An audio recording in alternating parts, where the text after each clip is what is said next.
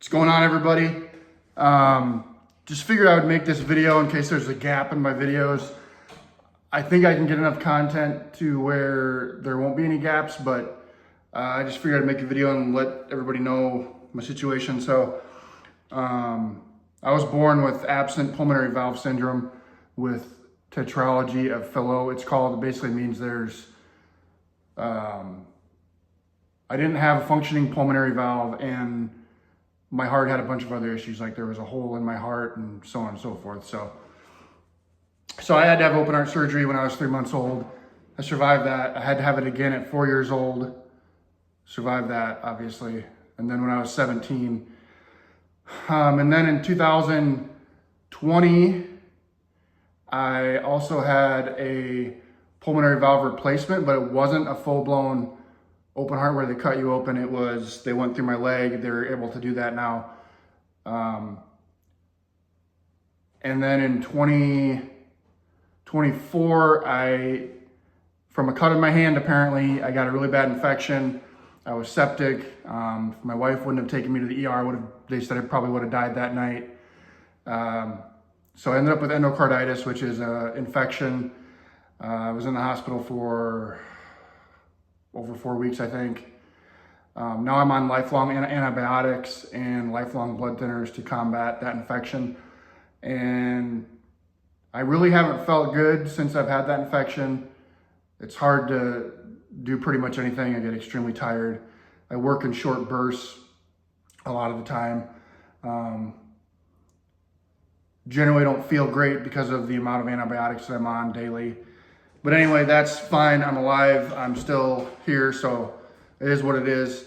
Unfortunately, the infection that is in my valve is still there, and the antibiotics aren't clearing it up 2 years later. So they're going to go in there on May 21st and cut me open and go in and replace the conduit and the valve. The conduit houses the valve. So they're going to go in and do another full-blown open heart surgery and try to repair that. And hopefully that helps me. I'm still gonna have to be on the antibiotics. And then of course the reoccurrence risk for the valve getting infected is super high. And even when you have endocarditis like I did, they told me 50-50 shot at living each year going forward. So I'm just really trying to stay positive and live my life, you know, just try to really enjoy it. That's kind of why I started this YouTube thing. I've always wanted to do it. I never really took the plunge until recently, so I just figured I'd make a video on that, and I'm gonna probably make a couple other videos on it as well, just in case other people that are gonna have similar operations, you know, they can know what to expect. You know, I've been through it a lot, and the last time I had a full-blown open heart, I was 17, so it's been 26 years ago. I'm 43 now, so. And it was pretty bad then, so it's probably gonna be worse now. The surgeon said, because I've had so many surgeries, the center of my chest is sunken in because they broke my sternum so many times. So my heart and aorta, I think they said, is fused to my sternum. So they have to go in there and cut my chest and then cut away my heart that's fused to my sternum. The surgeon said it's going to be the hardest sternotomy he's ever done, which is a chest re-entry. So, you know, that's usually not what you want to hear, but he's really good. In fact, I read an article on him. He did a heart replacement on an 8-month-old, and the baby survived. So obviously he knows what he's doing. He's very prepared. You know, there's a mortality risk involved. I think it's 5 or 10%.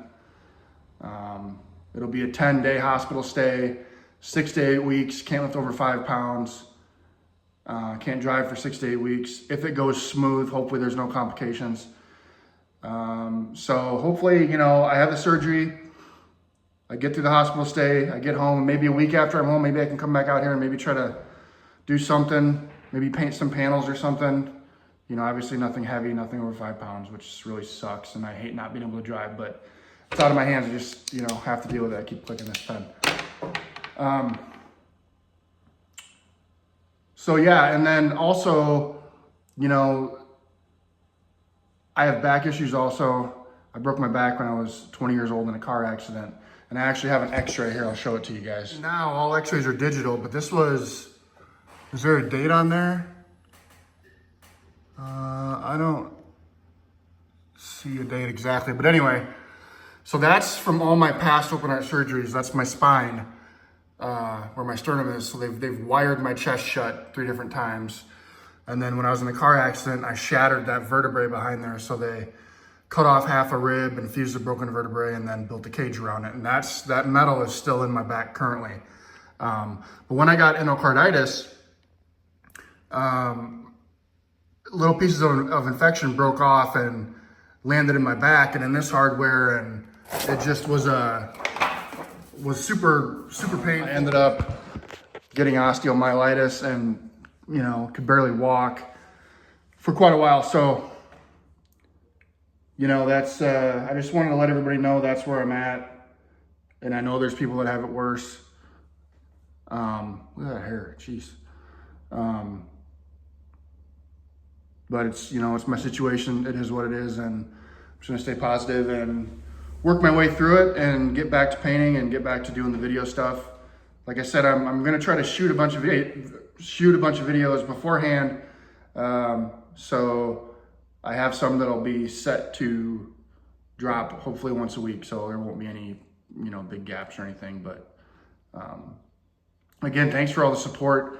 I know this video isn't very exciting, but I figured I'd make it, especially, you know, 15, 20 years, maybe I'll be super successful with this YouTube thing and I can look back at this and, you know, just appreciate how far everything's progressed. So that's kind of where I'm at. And